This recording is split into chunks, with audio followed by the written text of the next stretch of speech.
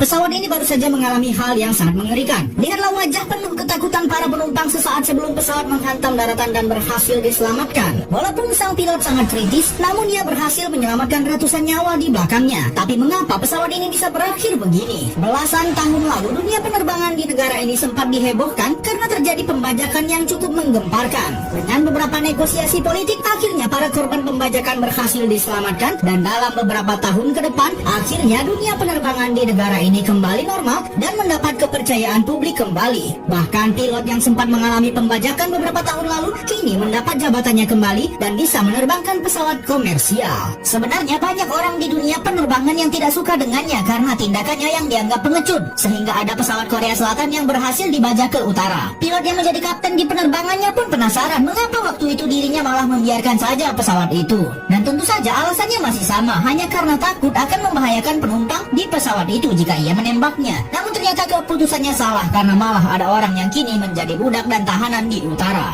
Para penumpang pesawat lari berhamburan karena ingin rebutan kursi di dalam pesawat. Pada masa ini setiap penumpang bebas ingin duduk di mana saja, sehingga banyak orang yang ingin duduk di bangku terdepan. Tentu saja dengan sistem seperti ini rawan terjadi keributan karena pasti ada saja yang tidak mau mengalah. Saat pesawat akan lepas landas malah terjadi lagi keributan karena ada salah satu penumpang yang membawa seekor ayam ke dalam pesawat dan ada penumpang lain yang protes. Namun co-pilot pun akhirnya bisa meredam suasana karena tidak mungkin lagi untuk menurunkan penumpang, sehingga nenek tua ini pun dibiarkan saja membawa ayamnya. Pesawat pun akhirnya berhasil lepas landas dengan aman dan terlihat banyak sekali penumpang yang baru pertama kali naik pesawat. Pramugara pun juga sudah mengunci pintu ke kokpit dan para pilot sudah mengaktifkan autopilot. Namun terlihat ada satu penumpang yang bangkit dari tempat duduknya dan mengeluarkan beberapa kaleng yang ternyata itu adalah bahan peledak buatan. Tanpa pikir panjang, peledak itu diarahkan ke seorang pramugara dan satunya lagi sudah dipasang di pengunci pintu kokpit. Ledakan besar pun terjadi dan kapten pilot terkena serpihan besi tajam tepat di dekat matanya. Situasi menjadi sangat kacau dan pesawat kehilangan kendali. Pilot pun berusaha mempertahankan pesawat, namun laju pesawat terlalu kencang dan akan menghantam daratan.